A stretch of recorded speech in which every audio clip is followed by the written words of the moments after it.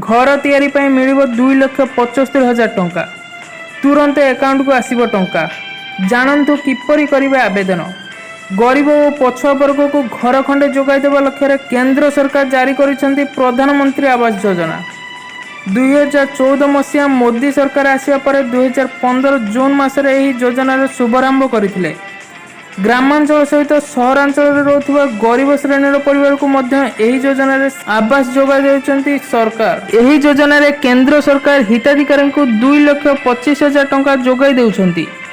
सेहीपरि राज्य सरकार मध्य एही योजनार योग्य हिताधिकारी को 50,000 टंका जोगाई देउछंती।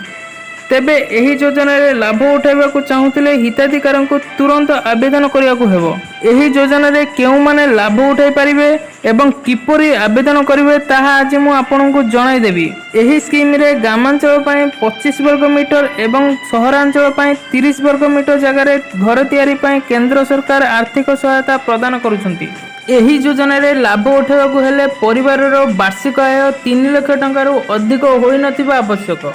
एही योजना रे वर्तमान सुधा 1 कोटी रो अधिक हिताधिकारी सुविधा पाई परिछंती। प्रधानमंत्री आवास योजना रे लाभ उठाइबा को हेले हिताधिकारी को pmaymis.gov.in वेबसाइट रे विजिट करिया को हेबो।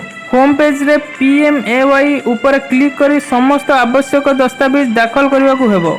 एठार जदि आपण एही योजना रे योग्य होई नथिबे तेबे आपणकर आवेदन प्रक्रिया को खारज होई जिवो। आपण योग्य होइतिले नाम एवं आधार कार्ड नंबर दाखल करिया को हेबो। एहा परे हिताधिकारी को एक ओटीपी आसीबो। ओटीपी दाखल करी आवेदन प्रक्रिया शेष करिवे हिताधिकारी। प्रधानमंत्री आवास योजना रे लाभ उठाइबा को हेले हिताधिकारी को केतेक दस्तावेज रो आवश्यकता रहिबो। ताहा हेउची मोबाइल नंबर सहित परिवार वर्गों आधार कार्ड विवरणी दाखल करिया को हेबो। एक्टिव थिबा बैंक पासबुक सह आय प्रमाण पत्र आवश्यक रहिबो। सबुठारु गुरुत्वपूर्ण जागा संबंधित दस्तावेज दाखल करिया को हेबो। हिताधिकारी आवेदन किछि दिन पर केंद्र सरकार आवास योजना रे लाभ उठाई परिबे।